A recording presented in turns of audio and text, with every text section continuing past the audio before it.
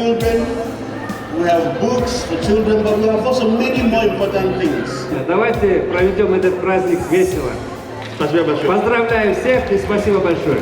Jamal Eje, who has contributed so much to the conservation of unique biodiversity of Kyrgyz Republic and environmental education of the people of Kyrgyzstan, especially the young ones. Bizim байланышы үзілбейді. Мен 80-ге шықсам дағы ғана көп проектлерім бар.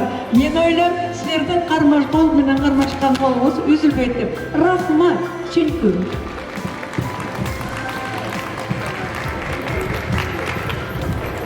Мы прямо уходим. Следующий.